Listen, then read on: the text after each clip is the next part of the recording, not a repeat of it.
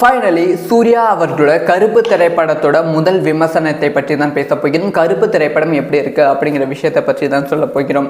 So அதுக்கு முன்னாடி கருப்பு திரைப்படத்துக்கு எக்கச்சக்கமான பிரச்சனை வந்துச்சு. படம் ரிலீஸ் ஆகிற சமயத்தில் இப்போ ஒரு பிரச்சனை வந்திருக்கு. அதாவது இந்த வீடியோ பார்த்துட்டு இருக்க சமயத்தில் படம் ரிலீஸ் ஆகிடும். ஆனால் அன்னைக்கு நைட்டு, அதாவது 14ஆம் தேதி 13ஆம் தேதி நைட்டு ஒரு 9 மணிக்கு டிக்கெட் எல்லாமே ஸ்டாப் பண்ணிட்டாங்க. அதாவது புக் மை ஷோவில் புக்கிங் கருப்பு திரைப்படத்துக்கு ஓரளவு டீசெண்டாகவே போயிட்டு இருந்துச்சு. திடீர்னு ஒரு பிரச்சனை எல்லாமே ஸ்டாப் பண்ணிட்டாங்க.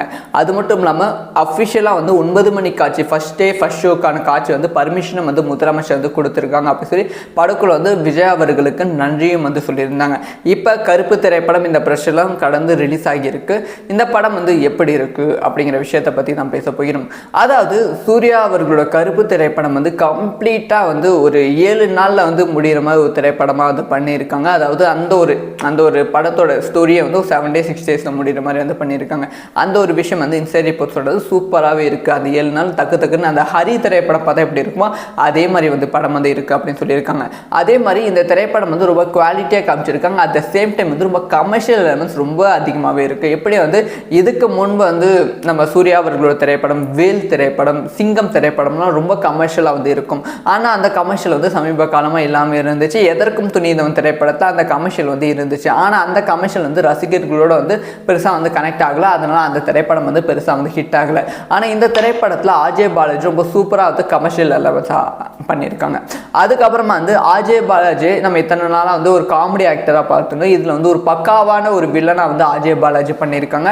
அது இந்த படத்துக்கு மிகப்பெரிய ப்ளஸ்ஸாக அமைஞ்சிருக்கு. படத்தோட முதல் பாடல் வரும்போது நிறைய பேர் விமர்சனம் வச்சாங்க, என்னடா பாடல் இது ஒன்றுமே நல்லா அப்படின்னு விமர்சனம் அதிகமாக இருந்துச்சு. ஆனால் பயங்கர ஹிட் ஆயிடுச்சு அடுத்தடுத்த பாடல்கள். அந்த பாடல்கள் படத்துக்கு மிகப்பெரிய ப்ளஸ்ஸாக அமைஞ்சது. அந்த பாடல்கள் படத்துக்கு ஒரு மிகப்பெரிய ப்ரமோஷன் ஸ்ட்ராட்டஜியாகவும் இருந்தது.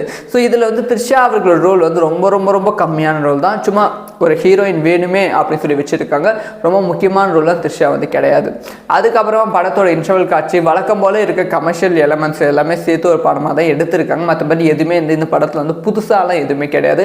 பழைய விஷயம் தான் மீண்டும் மீண்டும் வச்சிருக்காங்க. முக்கியமாக இதில் சூர்யாவுக்கு ஒரு ஃப்ளாஷ்பேக்கும் சொல்லுவாங்க. அந்த ஃப்ளாஷ்பேக்கும் பழைய ஃப்ளாஷ்பேக் அது மீண்டும் வச்சிருக்காங்க.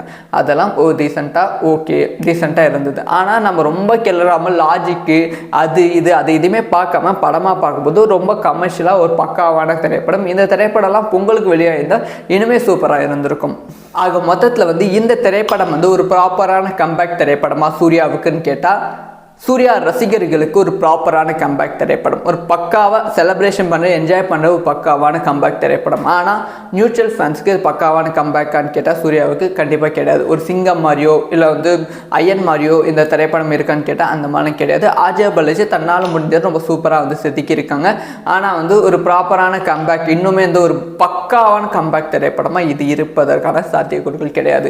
ஸோ கண்டிப்பாக ரசிகர்களுக்கு பிடிக்கும், ஃபேமிலியாக போய் என்ஜாய் பண்ணலாம், ரொம்பவே நல்லாயிருக்கும். ஸோ இந்த ஒரு விஷயத்தை பற்றி உங்களோட ஒப்பீனியன் என்ன? நீங்கள் கருப்பு திரைப்படத்தை பார்த்துட்டிங்களா? உங்களுக்கு கருப்பு திரைப்படம் எப்படி இருக்குது அப்படிங்கிற விஷயத்த கமெண்ட்டில் லீவ் பண்ணுங்கள். ஸோ இந்த மாதிரி சினிமா சம்மந்தமாக எல்லா அப்டேட்டும் டக்குன்னு தெரிஞ்சுக்கணும். சப்ஸ்கிரைப் பண்ணி சப்போர்ட் பண்ணுங்கள். வீடியோ பிடிச்சிருந்தா லைக் பண்ணுங்கள்.